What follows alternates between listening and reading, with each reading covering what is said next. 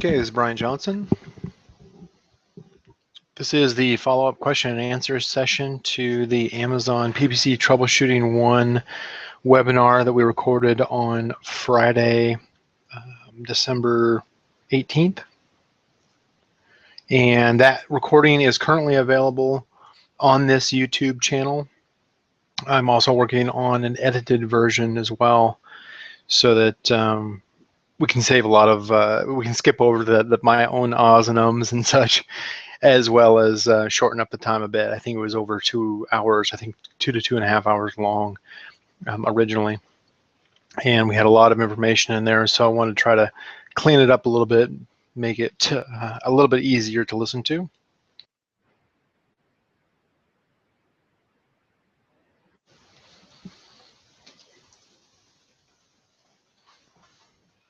So I guess one of the things that we can probably do on this is that we have probably about 70 people who opted in for this, but probably a much smaller number that are actually attending, and some are just waiting for the recording, which is fine.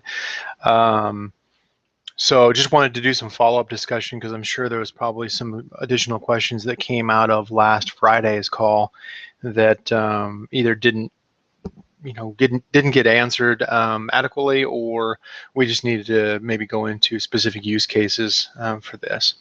So I figured I'd make that happen.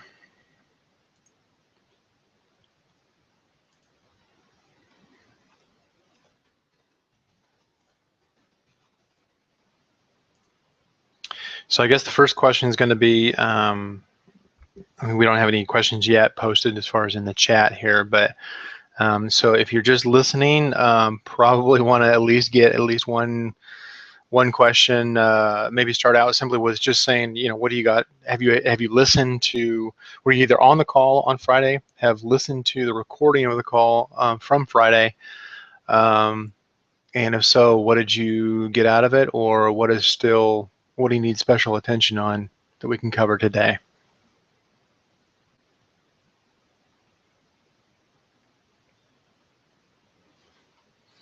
Hi, Hale. Hi, Linda. All right, Hale. Interested in seeing more about telling how to see which category a competitor product is in. Okay, I can jump right into that. Let me get this shared here.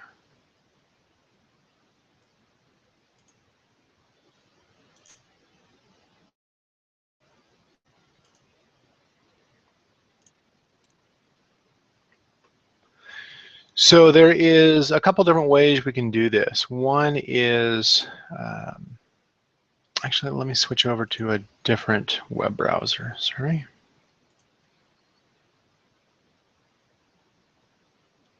Hey, Tom. So as far as Hale's question on this, as far as interested in seeing more about telling which category a competitor product is in, this has changed recently, of course, but let's say if we're looking at something like, I don't know, glow sticks. Make something up here. And let me make sure that I actually share that screen.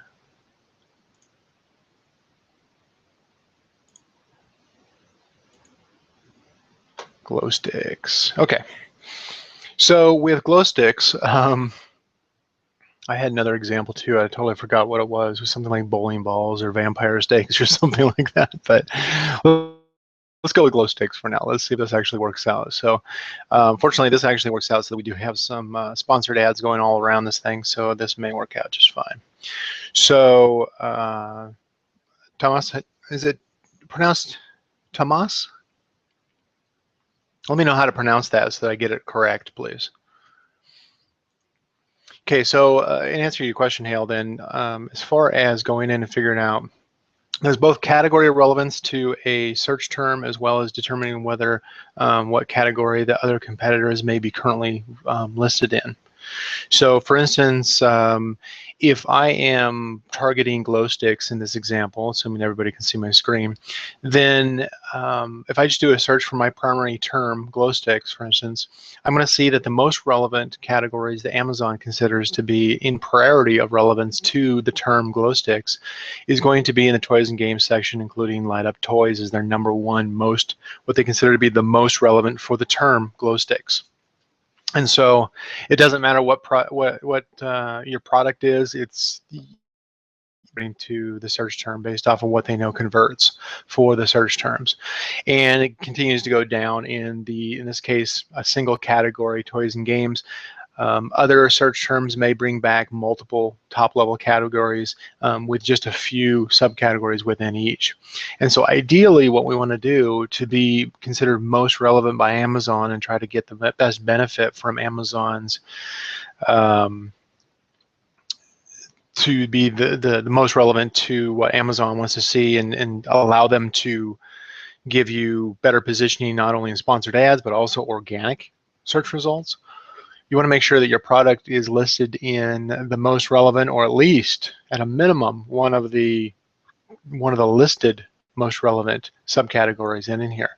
So in this case, ideally Amazon expects that your product is going to be listed in light up toys in the toys and games major category for the term glow sticks. If you find that you have to shift over to a different target term, to make sure you double check again to make sure that it's still considered the most relevant. Other acceptable ones include things like electronics for kids, party supplies, gag gifts, that kind of stuff. So those are considered relevant. There's just Amazon is going to show an order of importance according to their own rules.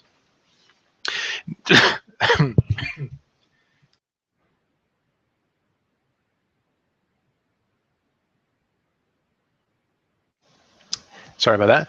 Now, if I need to make sure I keep my finger on the mute button for you. So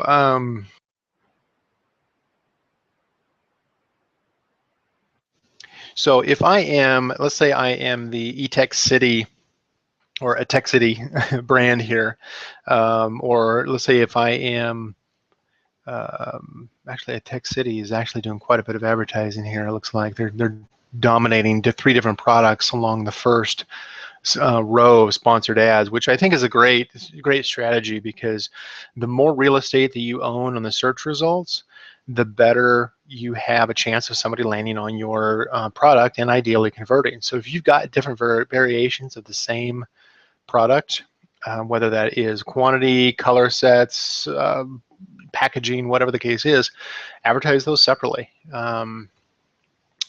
Just to gain more real estate and be aggressive with your advertising, especially if you've got a top ranking organic position as well. So in the case of like this first product here, let me just go into the specific product itself. There's a couple different ways that I use as far as to figure out what specific category that a product is in.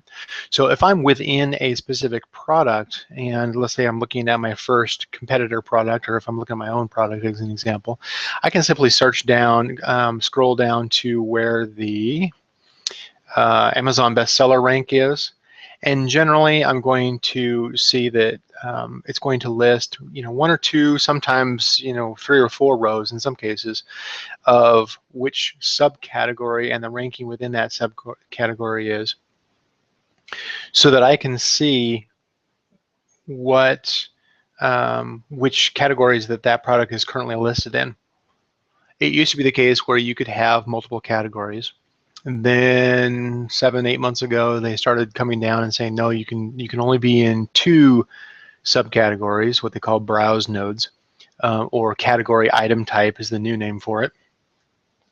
And those subcategories would allow you to probably be considered most relevant as far as a search term, to be in the correct category for that, considered most relevant, as well as most people coming in started gaming it. Most of the internet marketers started gaming the system to get into an irrelevant category, simply so that they could get a #1 bestseller badge in that category.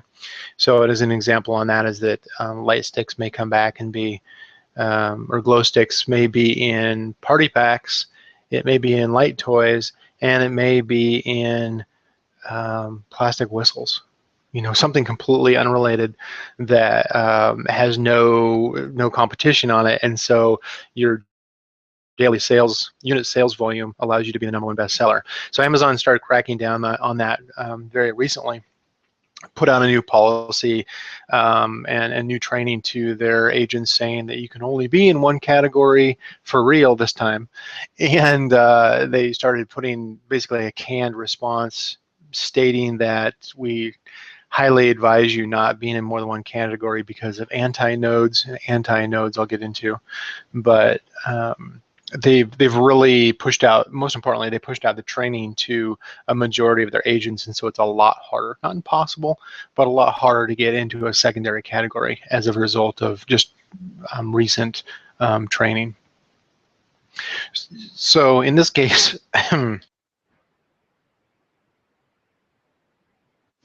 in this case, if I am looking at just below the Amazon bestseller rank and I see a couple of different categories here, subcategories listed, I can click on a specific link and it's going to come back with a number, for instance.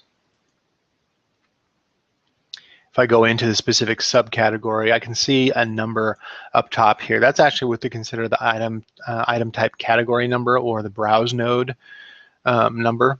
And that is basically a number that you would reference, that you would actually give to seller support if you were requesting to be added to or moved to that category. Don't just tell them, hey, I want to be in this other, you know, I want to be in party packs. No, you want to make sure you give them the specific number so that it gives them no room for error or doubt as far as what they're doing. Otherwise, it's not going to happen. A second resource that I might use on this would be a site called Find Browse Nodes. And with Find Browse Nodes, this is usually the faster way to do it, but sometimes it doesn't show up, and I think it only works for US for the .com site. But if I put in an ASIN number, whether that's my own or my competitor, and hit return, usually it'll come back, like in this case, it actually worked for me. It'll come back and it'll tell me exactly what the chain of subcategories and their various department nodes are. That way I can kind of get a profile as far as which major categories, moderate, and then subcategories that myself and my competitors are in, so that I can try to either set myself apart or follow suit, so that, because maybe they know something I don't. But again, this is subcategories totally relevant to the target search term. So you may want to move it later on after you do enough advertising that you identify what your highest converting search terms are, what may become your new target search term.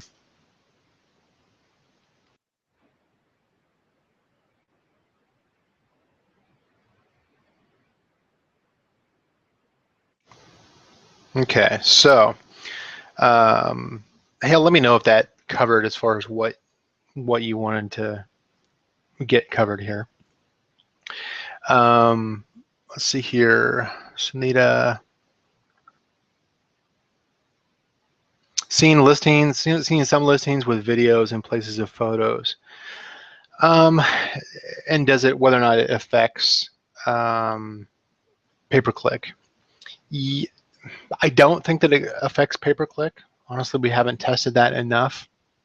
Videos in general have always been coveted by Amazon's own listings, as well as Amazon's one of Amazon's partner programs, such as Vendor Express, that allows for the final, usually it's the last image, to actually be a video. There are, similar to a lot of things, similar to the way pay-per-click was a couple of years ago, and similar to the way that things like subscriptions and videos, there's typically a manual process that is available if you know who to contact.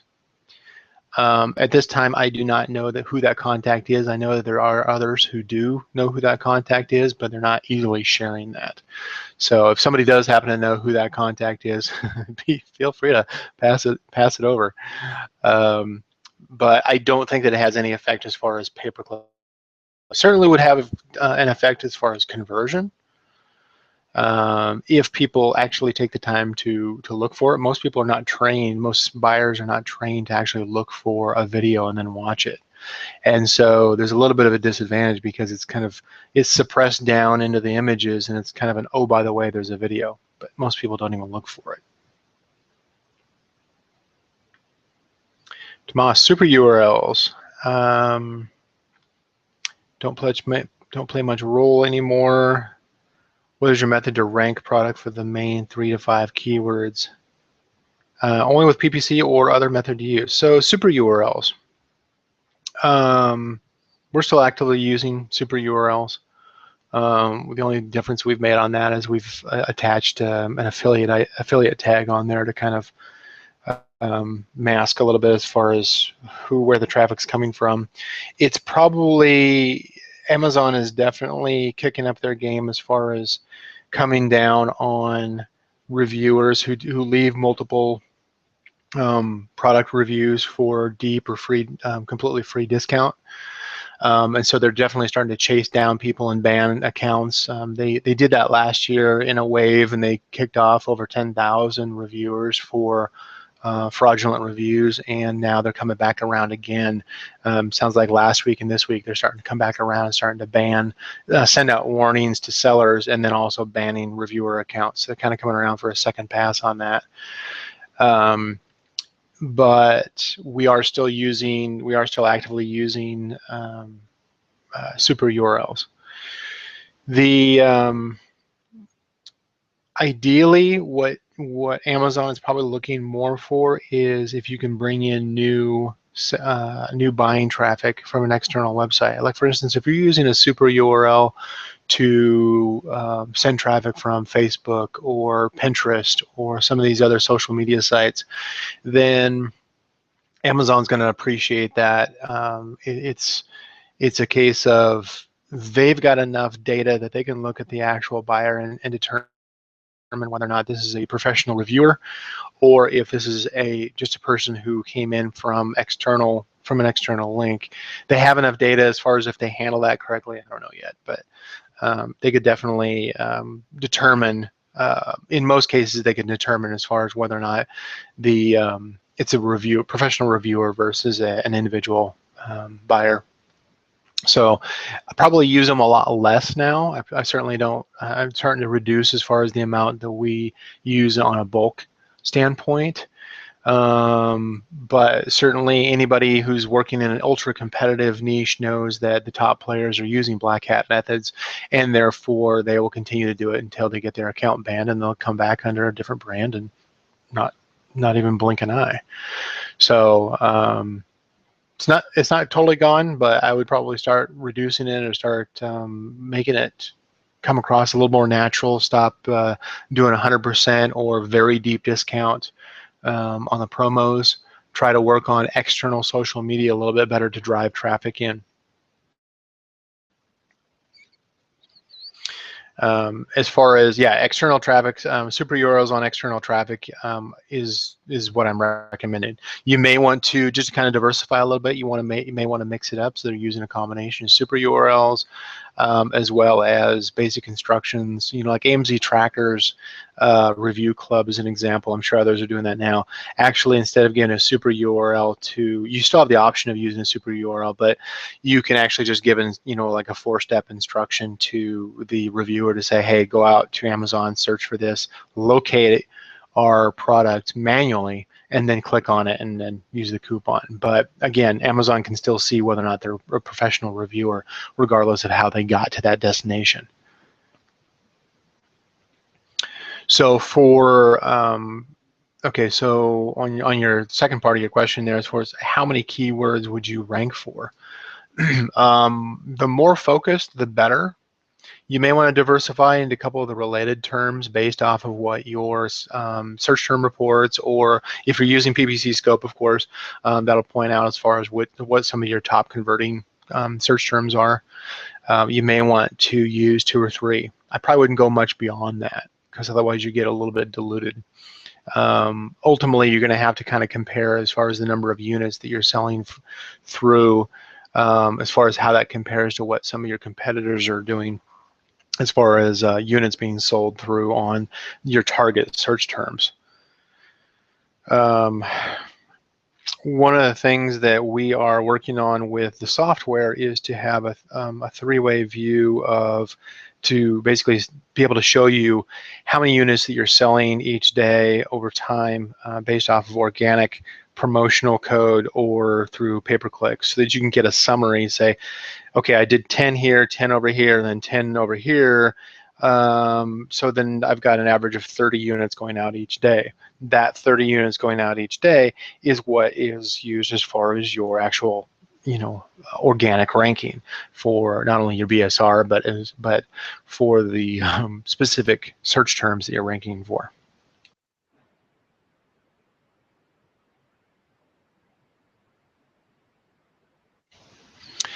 Tom mentioned that there's a fake review tool called fakespot.com. I'm not familiar with it. I have not used them, so I don't have anything to say on that. I would like to hear your feedback, your experience, Tom, and anybody else as far as what you think the advantage or disadvantage of that site is.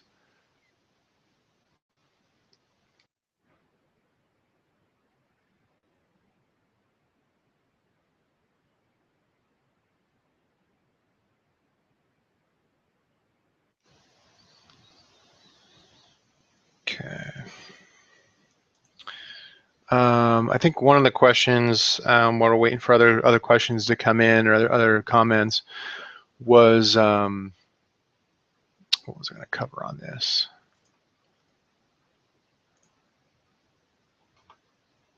Let's see here.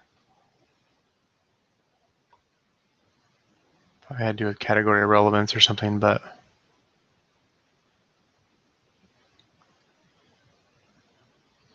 let me actually go ahead and take a look at FakeSpot and see what you're referring to. Okay.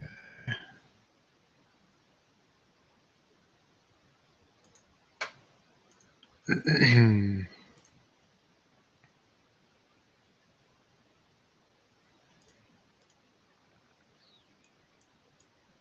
see here.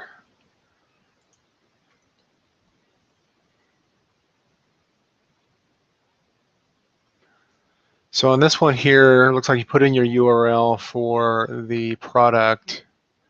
They do some kind of an analysis here. Oh, it's actually analyzing the reviews itself. Total reviews, 203.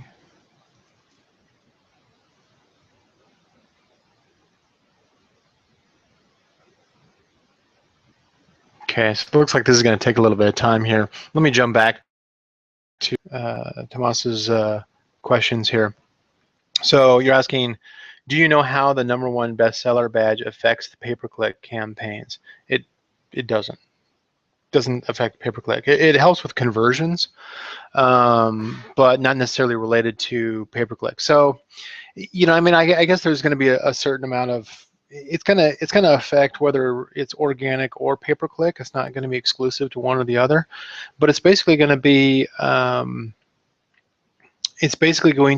where it increases your conversion. From my understanding, bestseller badge and our experience and what I've heard in general is that it might be a 5 to 10% bump in sales when you have that #1 badge.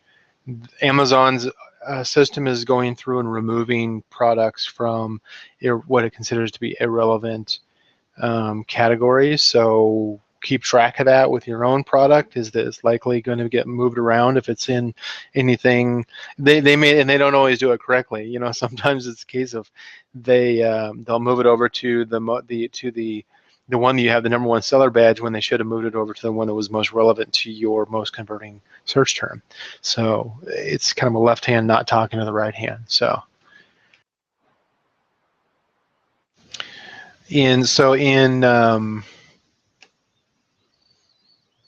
so I would say the badge probably helps with conversions, of convincing people, hey, this has some credibility, if they care about that thing, if they care about that particular badge.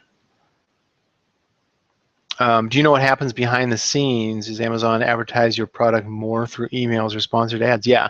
If you have a large, so Amazon has their own advertising network. They'll go out and they'll put retargeting ads onto Facebook, as well as retargeting emails that they'll send out for people who have actually previewed your product and maybe have not purchased.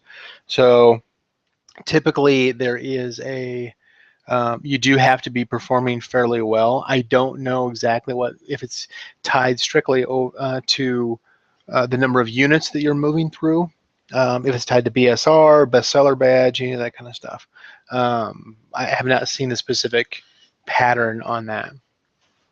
But yeah, Amazon does. That's kind of what you want to hit ideally, is to be able to trigger Amazon doing advertising on your behalf, because then they'll bring in, sometimes they'll run, they'll show your product in line with other products that are currently on lightning deals, and so sometimes you'll have like a one-day surge in traffic and have no idea why, or never see it again. And it's usually because they're probably doing some kind of a promotion and on a different product that you happen to be shown frequently on.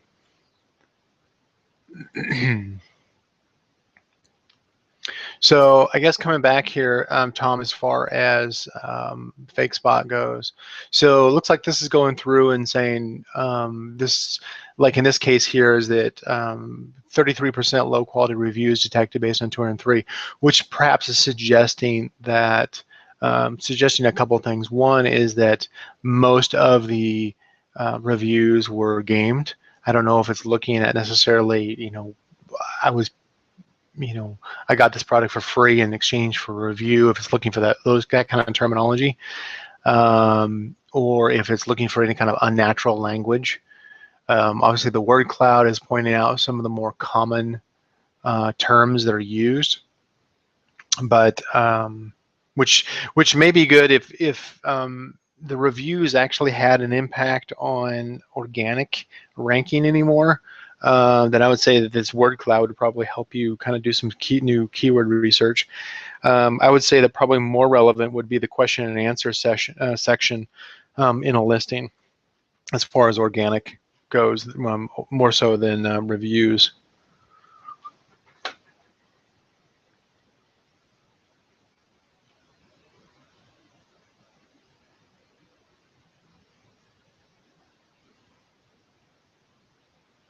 I see, Tom. So it's kind of a, well, I mean, so Tom's comment was that the point of fake spot is more for the shopper who wants to qualify whether or not they're actually looking at a real review or not. I think this could easily get translated over to a Chrome plugin or something that would automatically give you some kind of a quality score as you're surfing. The problem is it's probably a little bit slow because the analysis is so extensive. So I think probably more from a standpoint of, if you're researching your top market, if you're researching a new market segment, and you're going after, you identify maybe the top 5 competitors, you can go in there and probably get a pretty good idea as far as whether or not you're going against people who are perfectly willing to game the system and use gray hat or black hat methods in order to stay on top, which may result in more competition for you if you choose to try to compete with them. So that might be a good kind of a single clue or an indicator as far as whether or not you want to get into that particular product line or not. As Hale is asking here, asking, so Hale, you're stating that bullet points are used for keywords for pay-per-click or for organic. I will say that bullet points are definitely still play a part as far as organic. They do not seem to play much part in the suggested keywords or the pay-per-click side of things.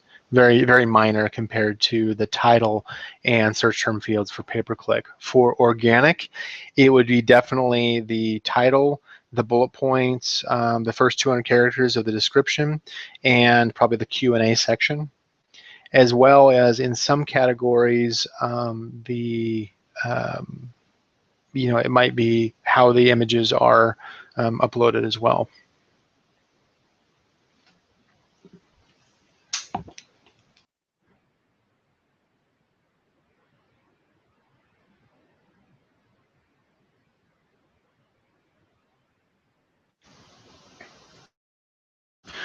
Out of curiosity, is for those who are on right now, how many, just kind of throw into the chat there, say yes or no as far as if you're currently using, actually use, if you're using PPC Scope at all, mention as far as whether or not you're using the free or the basic at this point. So then, Tomas, okay, so question is, can you please summarize the key rules need to follow when you optimize your product listing for keywords? Do you use Google Keyword Planner on the competitor's listing to analyze the keywords? Again, I'm going to assume that you're asking as far as pay-per-click goes. So when it comes to pay-per-click optimization, I really primarily rely on the search term report to tell me what is converting, which search terms specifically are converting the best for my product that seem to have the most profitability for me. And so when you're looking at what's most profitable, I'm going to optimize my title, my bullets, my images, my message to my ideal buyer, my description, my question and answers, everything is going to be optimized according to what has the best chance of being profitably converting for me based on my research from pay-per-click. Now, I may, what I'll do typically is if I've identified a single term that has that is converting well, I'm going to want to try to scale that to try to get more traffic by identifying related search terms to what is currently converting. So I'll take that search term that is converting, and I may take it out to Google AdWords, Keyword Planner, Merchant Words. There's other tools that you can plug in a word and just do general keyword research on. Even Google Trends is a good one too, but typically it's going to be focused on the very high volume ones. But with Google Trends, I'll try to get it filtered down so it's showing the Google Shopping results specifically. But in Google Keyword Planner, it will give you put in that single keyword and it'll come back and it'll probably give you 800 keywords that are related some way or another. And I'll throw those into an exact match manual campaign with a fairly low bid, 25 cents, 50 cents, and then every week I'll increase that by 25 cents, 50 cents, just to kind of scale up and try to identify some of the more expensive terms. But along the way, I'm continually identifying terms that that may be candidates for converting, and then I'll pull those over into whatever my manual campaign is that may be converting. And so once I start getting that pool of, let's say 5 to 10 keywords that I know is converting on a regular basis and is profitable, it's the critical piece there, making sure that's actually profitable against your own cost of goods sold, then I'll make sure that I optimize my product listing for better organic ranking toward those target keywords, as well as to optimize who my target audience is so that I'm playing into whatever desire that they're looking for, that they seem to like my product for. I'm going to make sure I focus my attention on what they're asking, what they're searching for, so that my product listing is selling specifically to them. I'm not selling to Christmas gifts or fun for everyone or just for kids or whatever. I'm specifically targeting the specific niche audience that is going after my product based off the search terms that I'm using in my pay-per-click that are converting.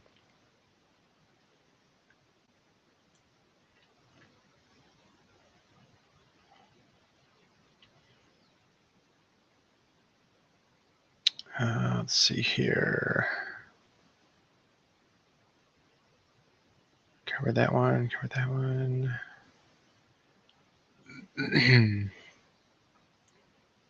Plurals and singular versions. Okay. So so Hale, on your question as far as mentioning putting plurals and singular versions of words in the search fields, excuse me.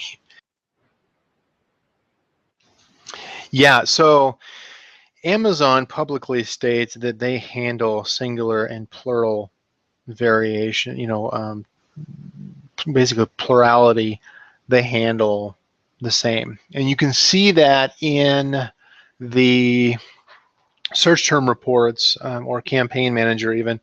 you'll see that what they'll typically do is they will take the let's say they have glow stick and glow sticks, so the singular and plural version of that, and they let me actually switch back over to this thing here. Where is it? Did I cover it? I didn't cover it in those. Okay. So with the singular and plural version, like glow stick and glow sticks, is that Amazon will typically if you're bidding on both of those those keywords, Amazon will typically match up the customer search terms to one or the other. Sometimes they'll split it, but in most cases they'll commit to one or the other. You can control this simply by outbidding whichever one you want. I would say that. But then if you look at the results, if you actually test so that you have traffic going to both and conversions, you may have a different rate of conversion. You, you may have a different click-through rate, you may have a different rate of conversion, and so really you kind of have to test both by adjusting your default bid in order to see whether or not which one converts better based on your audience. That can take time, but it's worth doing if you're going to continue to optimize your listings and really go identify what's the best for your product. The reason that I put it in both singular and plural into the search term fields is because while Amazon states that they combine them, and you don't need to do that, if you do a search for glow stick versus glow sticks, you're probably going to see that there is a different set of results. Let me see if I can bring that up here. So if I do glow sticks, we do it at the top level here.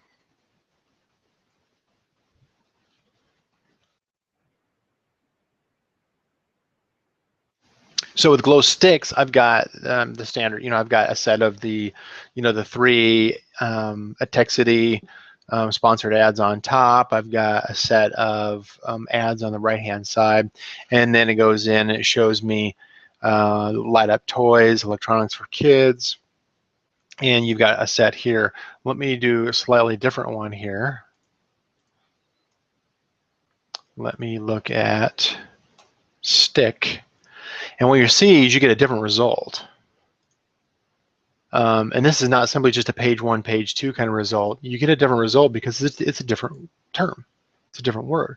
And so you're going to get where maybe on glow stick, ads only show up on the right-hand side.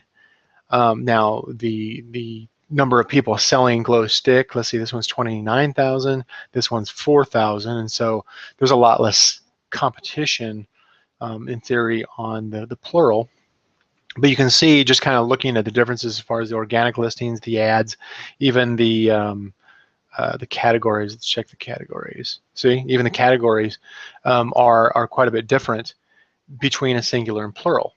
And so obviously Amazon is still handling those differently, regardless if they're saying, oh, we combine those. You don't need to worry about that. We will combine them.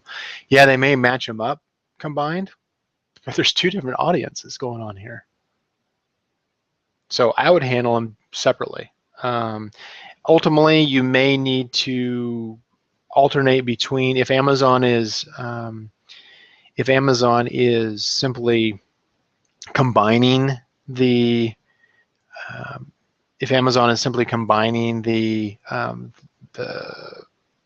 as far as where they're matching up the singular and plural to the keywords that you're doing, you may have to alternate your bidding on the plural or the singular to test which one seems to be converting better for your specific product.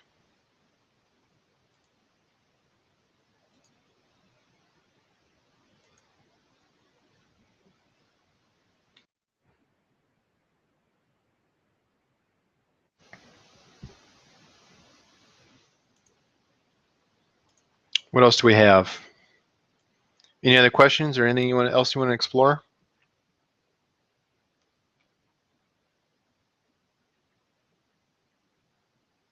And I guess to add to that, Hale, as far as the plural and singular on the search terms, I haven't seen anything that to suggest to me that it's hurting me, other than the fact that I'm losing a few characters of real estate maybe. But you know, there are people who are testing the flat file change, the flat file upload, which is one of the methods that Amazon is starting to push more for sellers to do as far as uploading and updating changes to your product using the essentially just a spreadsheet file that's formatted the way they want it. But to use there's certain advantages of using a flat file. One of those has to do, and advantages may be simply just oversights, or it could be intentional, but in general, the bullet points, the bullet point fields typically allow more characters when uploaded through a flat file.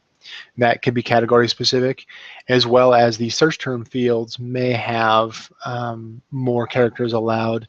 In some cases, like for instance, normally if we go through just the standard editor of a product and we go to edit our search term fields, we have 5 fields and they have roughly 50 characters each, and we can stuff it with as many words as we possibly can. And then you can, and through the flat file method, you might have a single field that you can upload 1,000 characters. So the difference might be 250 if you use the front end interface, or if you use the back end upload, you might have 1,000 characters. You could have, 4 or 5, maybe even more quantity the words that you plant in there.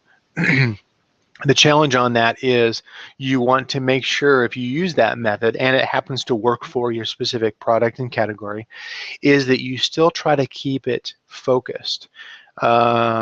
Which is kind of hard to do, because if Amazon truly is, if you only need to put in a single word, you don't need to duplicate words or phrases or anything. Of course, you're not using commas anymore, or any special characters anymore. But in order to have enough variation where every term that you're putting in there is unique, you could probably get off topic pretty quick, end up confusing Amazon, and that could maybe confuse Amazon enough that they start moving you around to a different category, or they may throw you traffic that doesn't convert well and becomes expensive. So it's something that, although Amazon may currently put in 1,000 characters into the first search field, using the upload, I don't know that it's necessarily that much of a benefit when it comes to pay-per-click.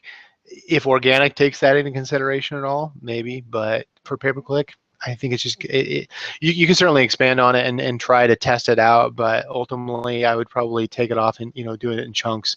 Start out with the standard 250 characters you got, and then maybe jump it up to 500 to see if that makes any difference, any positive difference. At some point, I think you're going to hit a threshold where you're going to start getting negative returns because you're getting too off topic.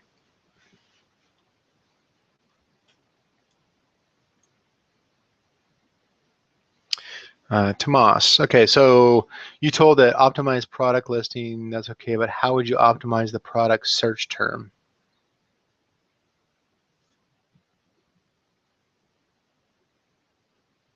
How would you optimize the product search term in pay-per-click? I'm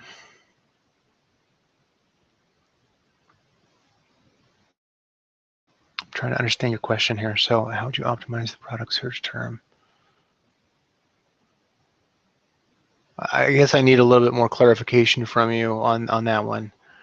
Your back-end search. Oh, how would you optimize the back-end search term fields? For that one, I would probably just go ahead and try to put in, take your target, take the search terms that you think that you should be ranking well for, or that you should be getting traffic for, I should say, add traffic for, and put that into. Actually, I'm gonna adjust as far as what I was saying as far as the 1,000 characters. So here's how I would actually use the 1,000 characters. So I'm going to answer 2 parts of this. So to answer your question, Tomas, is that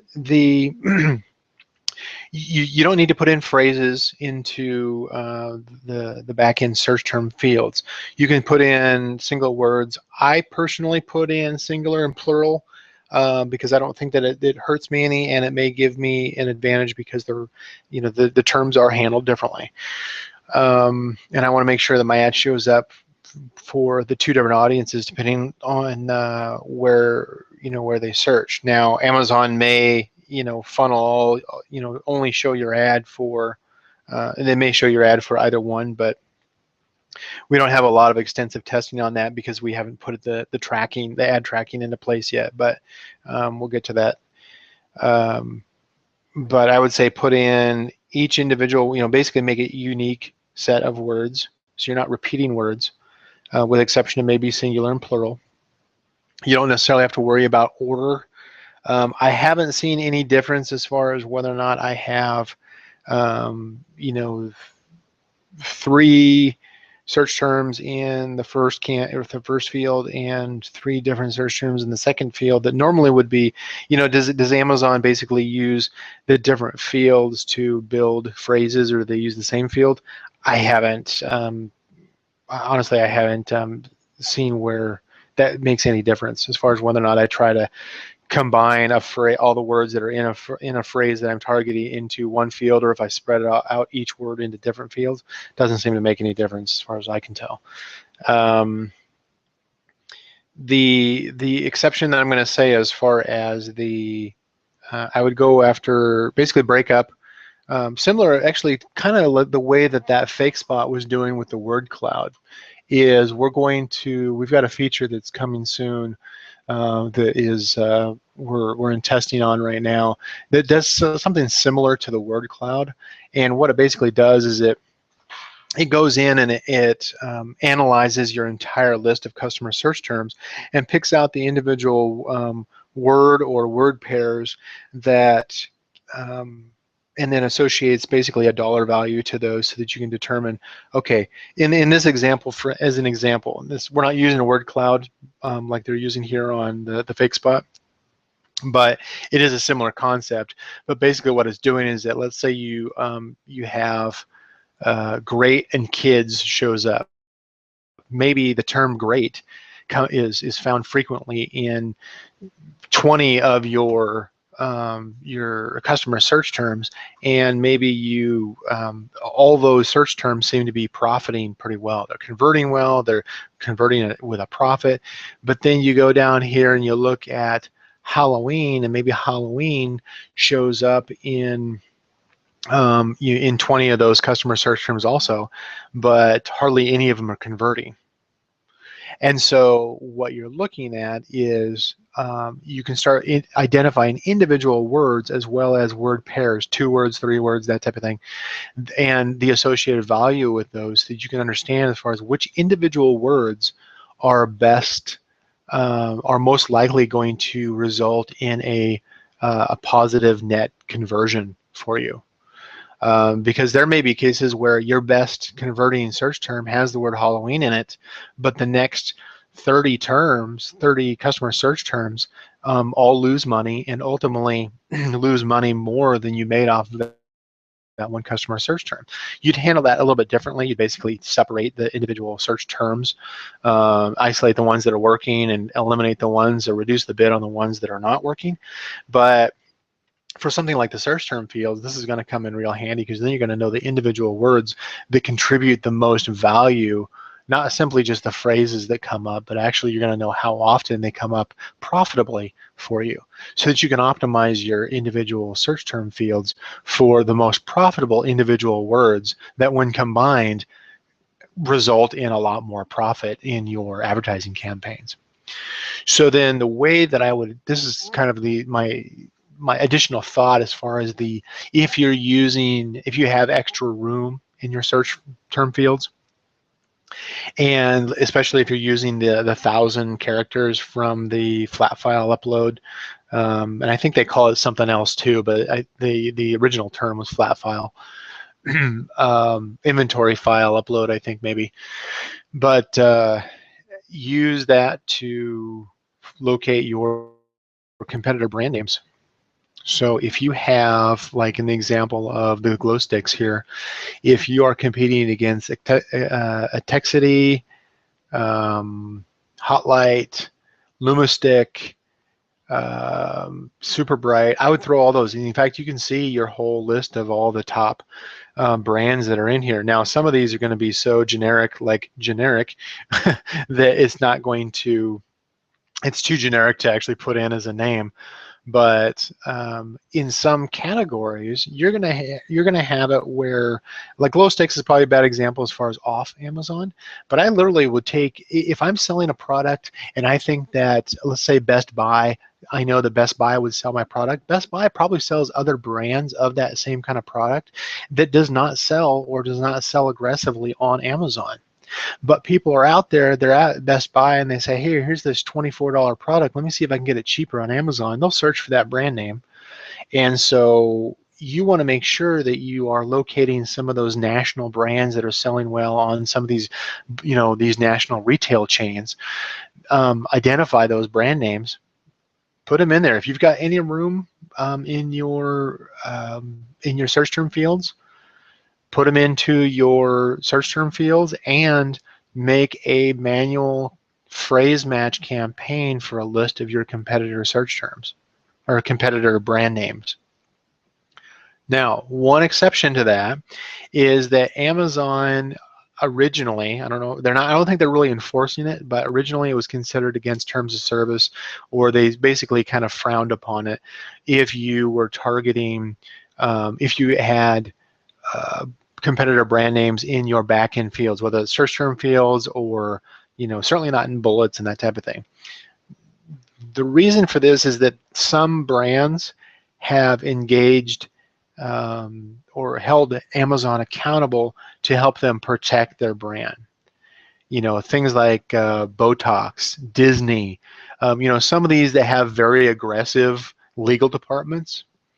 Don't put those into your search term fields or any fields into your listing unless you're selling that particular brand for real. Simply because you may get a flag on Amazon because they've got a full list of, similar to all the other major search engines. There's some brands that have established that relationship and just said, Amazon, if you allow anybody to sell this, we're going to hold you legally responsible. And so Amazon will flag your account until you remove it. But I would stuff as many of the off Amazon national brand names as you possibly can in there. All right.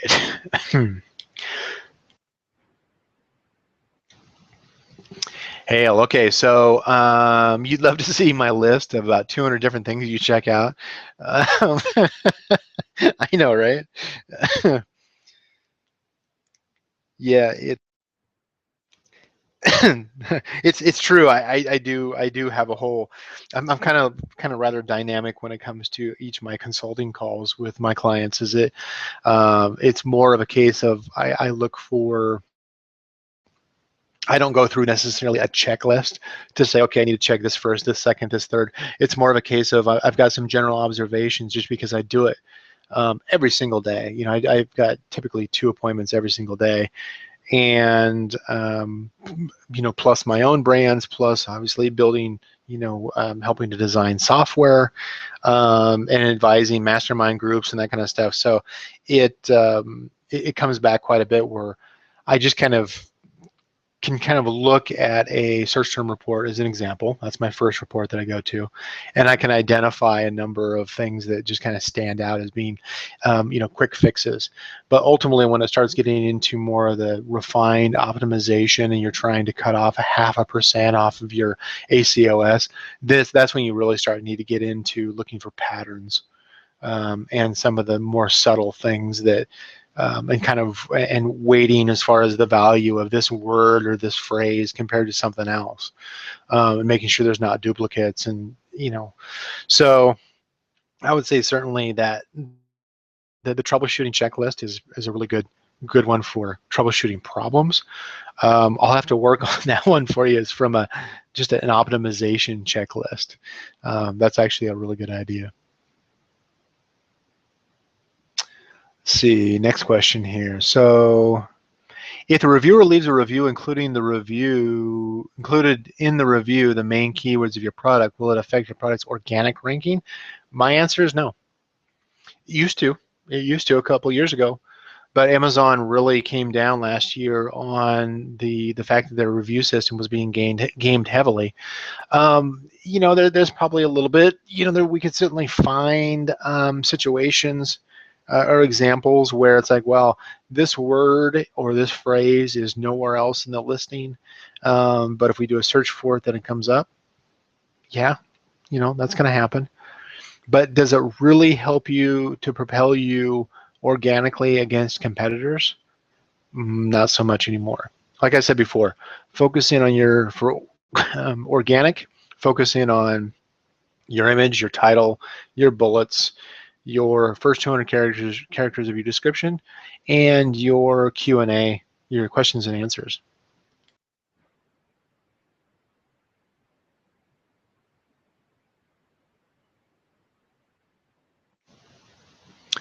Hale says, I have a 2-word phrase, stuffing free, that some people search for. I don't see any way to target that phrase without using the word free as an individual word.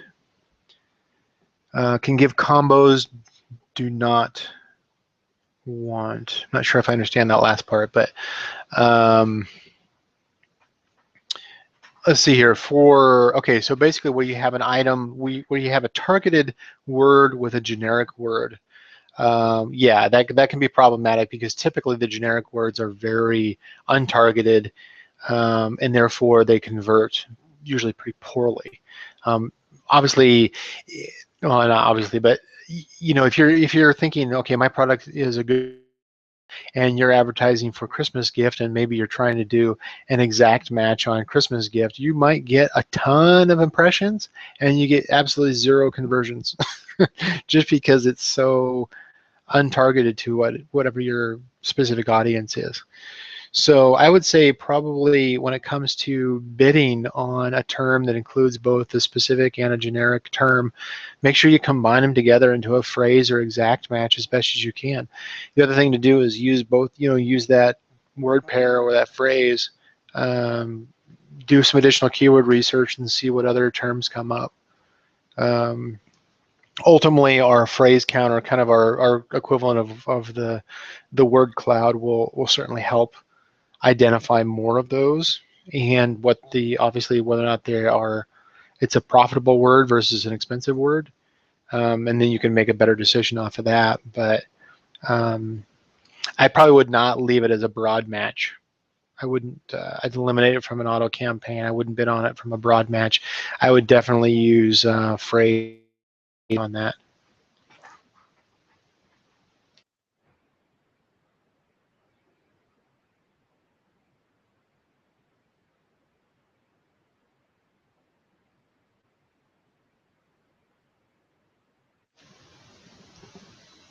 So Hale says, so you have some results that indicate the Q&A section gives you some love for keywords you already have in the title or the search fields. So when it comes to, that's been kind of a point of contention when it comes to both organic and pay-per-click is it a good idea or a bad idea to have the duplicate words in a title and a search term field? So basically in 2 different places. I hear, you know, major podcasters, you know, every month say, oh no, you can't do that. You definitely don't want to do that.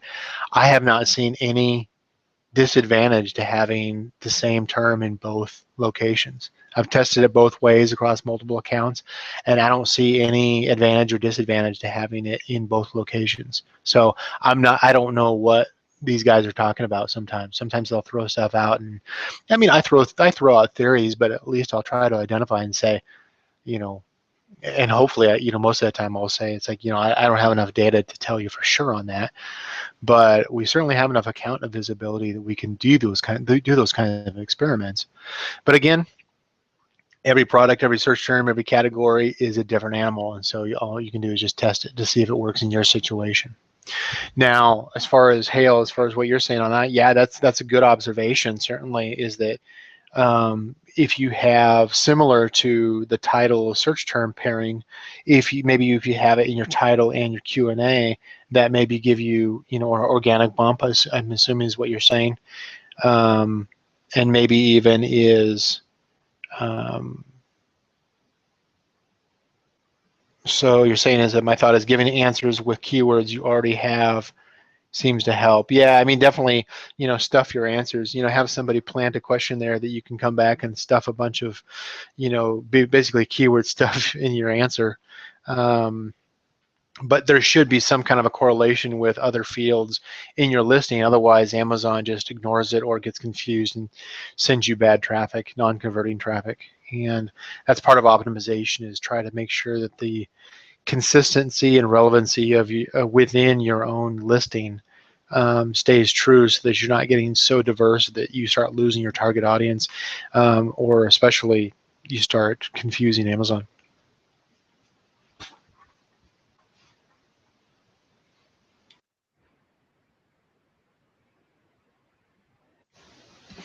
So we're at the top of the hour. I'd be glad to hang out here for a little bit longer if you have other questions. Otherwise, I'm going to go ahead and say we can wrap up this Q&A call. I am still working on, as of today, December 21st, I'm still working on editing that 2 to 2.5 hour Friday call to try to remove things like my coughing and my ums and ahs and sound gaps and everything that of course are going to be in this call as well, that I'll have to edit out. But you know, once I get that, I'll go ahead and post it up to the, I'll post it up to like the training section on ppcscope.com. I will include it on the Amazon PPC Troubleshooting group, as well as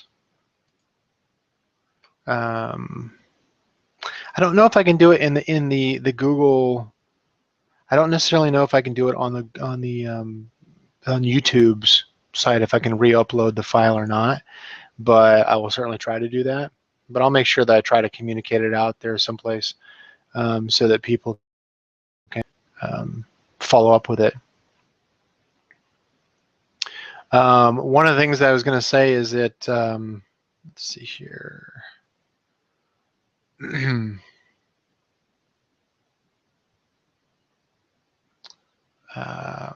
If you don't already have PPC Scope, but it's something you're considering, not only do we have this, the offer for the 6-month plan for $75 for the basic account, followed by locking in the $15 a month rate. We're at the beginning of January, we're going to be raising the rates for the basic. And so, and I don't know if that's going to be $20, $25. We haven't established as far as what exactly that's going to be, but we do actually need to raise that up a little bit. So the December 31st is going to be, so 10 days.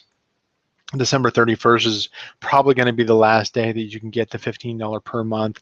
And then of course this this code here will expire as well for the 6-month deal, which works out to, I think it's like, I don't know, $12 per month or something like that. It's pretty cheap. So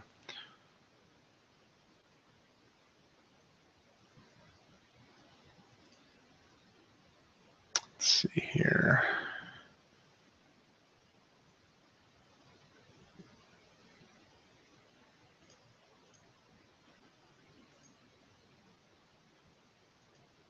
Okay. Well, thank you, everybody. I appreciate it. The funny thing is, it looks like we picked up a couple of people just on the last tail of this, so they'll have to catch the recording of it once YouTube processes it. I certainly invite you to reach out to me. There's my contact information. If you're not already a part of Amazon PPC Troubleshooting Group, of course, get in there. You know, if you want to book any time with me directly, I do have coaching that's available there on the link. And of course, get your plan locked in if you haven't already. But if you have any questions, there's my other contact, my Skype and my email address and everything, so you can reach out to me. Of course, I'm on the group all the time, as you well know. So Thank you, everybody. I really appreciate your questions and your input on this. Thank you for the site suggestions as well as the observations as far as what's working and what's not. Really appreciate it, and I look forward to our next call.